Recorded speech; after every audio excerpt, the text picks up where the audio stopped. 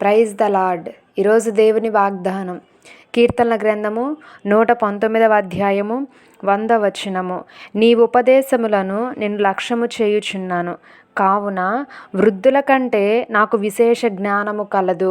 ఈరోజు పరిశుద్ధాత్మ దేవుడు మనతో మాట్లాడుతున్న మాటలేమనగా, దావీదు జీవితంలో మరియు దావీదు గొర్రెల దొడ్డిలో నుండి దేవుడు అతనిని ఆశీర్వదించి ఉన్నతమైనటువంటి స్థానంలో నిలబెట్టి రాజుగా అతన్ని అభిషేకించాడు.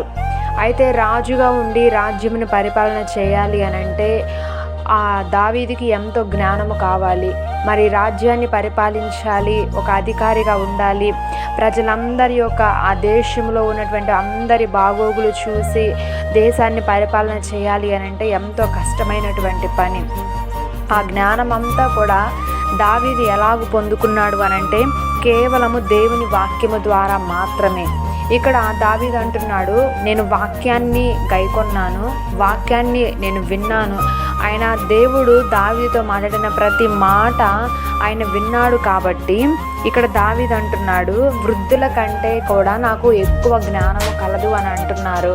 సామాన్యంగా వృద్ధులకు చాలా జ్ఞానం ఉంటుంది, ఎందుకంటే వాళ్ళు వారి జీవితంలో చాలా వారు అనుభవించి ఉంటారు. కాబట్టి వారు పొందినటువంటి అనుభవాలను బట్టి వారు అనేకమైనటువంటి విషయాలలో జ్ఞానవంతులుగా ఉంటారు. ఏది మంచి ఏది చెడు అనేది వివేక జ్ఞానము వృద్ధులకు చాలా అధికముగా ఉంటుంది. కానీ వారి కంటే కూడా అత్యధికమైనటువంటి జ్ఞానము దేవుడు దావీదుకు అనుగ్రహించి ఉన్నాడు.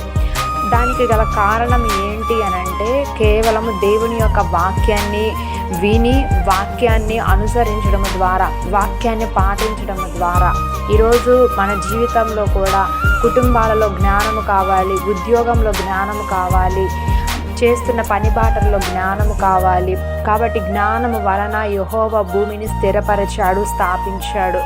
కాబట్టి చదువుకుంటున్న వారికి జ్ఞానము కావాలి, జ్ఞానం ఎంతో అవసరము. కాబట్టి ఆ జ్ఞానమును మనము దావీదు వలె మనము కూడా ఆ వాక్యాన్ని గైకొని వాక్యానికి మనల్ని మనము లోబరుచుకొని జీవించినట్లయితే దావీదు పొందిన జ్ఞానం మనము కూడా పొందుకొని ఆశీర్వదించబడతాము. అటువంటి జ్ఞానము పరిశుద్ధాత్మ దేవుడు ఈరోజు మన అందరికీ కూడా దయచేయునుగాక. ఆమేన్.